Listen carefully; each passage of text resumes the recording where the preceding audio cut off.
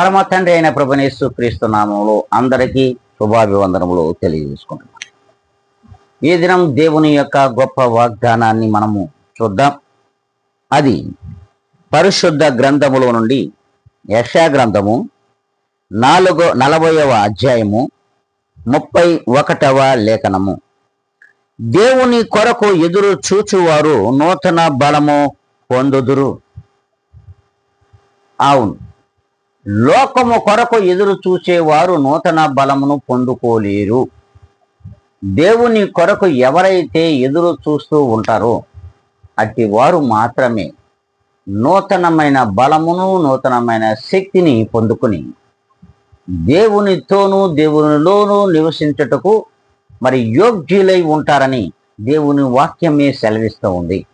ప్రియమైన దేవుని బిడ్డ, నీవు దేవుని కొరకు ఎదురు చూస్తున్నావా? మరైతే నీకు నూతన బలమును దేవుడు దయచేస్తాడు. నువ్వు లోకము కొరకు ఎదురు చూస్తున్నట్లయితే నువ్వు నూతన బలము నీలో ఉండదు, నూతన శక్తి నీలో ఉండదు. నీవు దినదినము నశించిపోవడం సత్యం. ఇదే సత్యం. అందుకే ఈనాటి నుండి దేవుని కొరకు మనం ఎదురు చూస్తూ ఉన్నట్లయితే ఖచ్చితంగా మనమందరము కూడా నూతన బలమును పొందుకుందాం. ఇలా ఉందాము అనుకుంటే మరి ప్రభువును ఒక్కసారిగా మనం అందరం కూడా తలలు వంచుకొని కళ్ళు మూసుకొని ప్రార్థిస్తాం.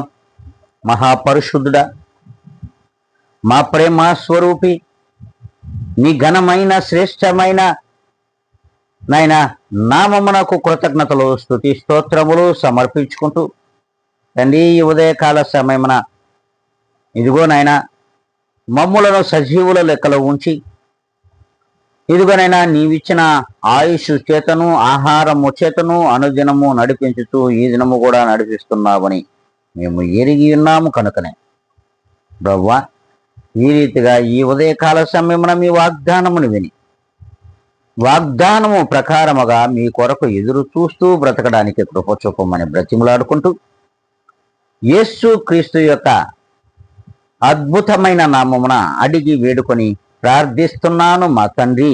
ఆమెన్.